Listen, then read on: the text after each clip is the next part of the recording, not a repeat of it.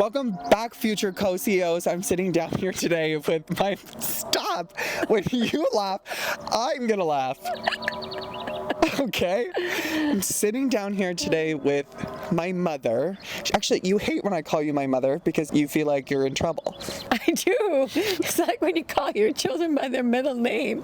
So I wish that Gen Z and everyone understood about their health care. 99.9, maybe 99.99% of doctors have your best interest at heart. They are spending their whole day, their whole lives, trying to take really good care of you and do what's best for you. People think that they can do all these unhealthy things for decades, and then all of a sudden they're going to come in and magic wand, you're going to make them perfect. You can't undo things that have been done. You can't magically make someone 5'7" when they're 5'2". Well, you can, but it's a very invasive surgery. Right, and it's like totally unrealistic. Just wish that people knew that doctors are really doing their best. They read, they learn, they listen, they try to understand their patient, they try to do the best things that they can for that patient and their personal situation. There is a lot of pressure for all physicians. There is definitely pressure for OBGYNs for everything to go okay and everything to be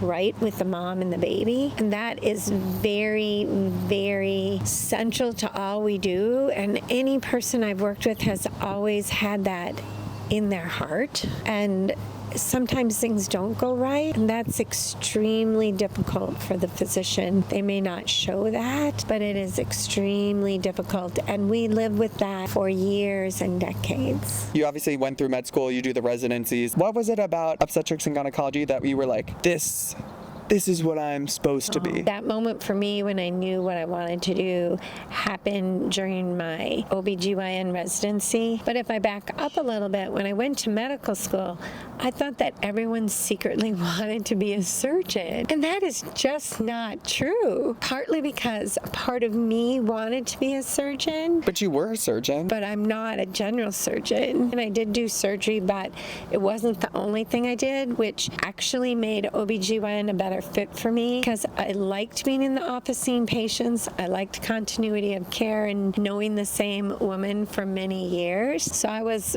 really well suited to be a general OBGYN. When I went to medical school, I really hoped I wouldn't be an OBGYN. But I would say as a child of an OBGYN, I didn't feel like you weren't present. I didn't feel the schedule. Well, thank you, because I worked very hard. And I think part of the reason why I've always been attracted to a career in healthcare was because growing up, we would go and see you when you were on call. We'd go and see the babies in like the NICU. And I mean, those were some of my favorite memories. Like, I don't ever remember you not being there for stuff. But I'm going to go back to the question about how I knew I was an OBGYN. Yeah. Because I think this is a little bit of a funny story. The first time I went in a C-section, I got so excited. And if you're a pediatrician, you stop paying attention to the surgery because you're always looking over at the baby. If you're an obstetrician, you're so fascinated by the surgery. I said, oh, was that the placenta? Look at that. There's the placenta. I can't believe it did that. And then the uterus, I said, wow. Look at that. Look how small the uterus got. They just knew I was one of them. What advice would you tell someone who was pursuing medical school in 2025? The process is very different. What I have seen is that most people seem to have to really have some type of experience in healthcare. They either work as a nurse, or they work as a scribe in the ER, or they do something healthcare related. I think it's hard for people to understand your age. Is that when I decided to go to medical school, it was almost unheard of, which is probably hard for you to imagine because many physicians now are women. And certainly in rural America, for a woman to go to medical school was almost unheard of.